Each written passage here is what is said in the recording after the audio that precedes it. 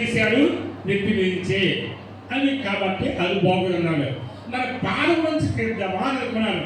పాదం తీస్తే భార్య అంటే చెప్పుతో సమానం, నేను మగవాణ్ణి, నా ఇష్టం, తింటాను, తిరుగుతాను, ఏమని చేస్తాను, నీ ఇష్టం ఉండు, నీ కష్టం ఉంటే పో, బేదరు పో అని అంటాడు. అది బాగోదు అనుకున్నాడండి. కాబట్టి ఇద్దరు ఏక మనసు, ఏకాత్మ, ఏకరుడు కలగాలంటే అందుకే గాఢ నిద్ర కలగజేసి ప్రక్కలోంచి ఒక ఎముక తీసి తిరిగి నిర్మించాడండి. ఒకసారి గట్టిగా చెప్పలు కూడా తెలుసుకుందామని. ఎక్కడ తీసే చెప్పండి, ప్రక్కలోంచి. మీరు ముగించేస్తాను, మీరు తొందరపడకని మీ టైం నేను ముగిస్తాను. ఓకే, సరే. ప్రక్కలోంచి ఒక ఎముకని తీసి స్త్రీగా నిర్మించాడు. ఎంత గొప్ప మాట. కాబట్టి పురుషుడు మట్లను తెచ్చాడు, స్త్రీ ఎముకని తెచ్చింది. ఒక మాట చెప్తాను, ఒకసారి చూడండి అమ్మా.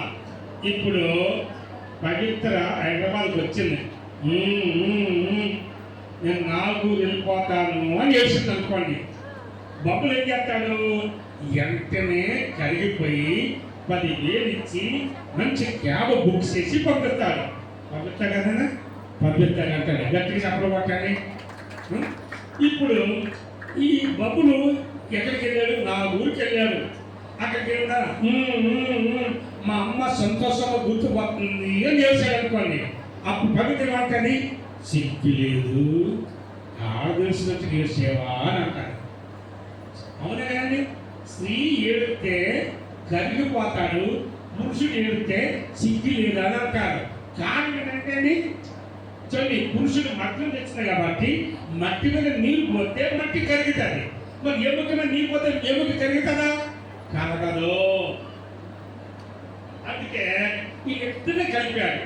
ఇదంతా బిల్డింగ్, ఈ బిల్డింగ్ అంతా కూడా పిల్లర్స్ బీమ్ మీద ఆధారపడింది.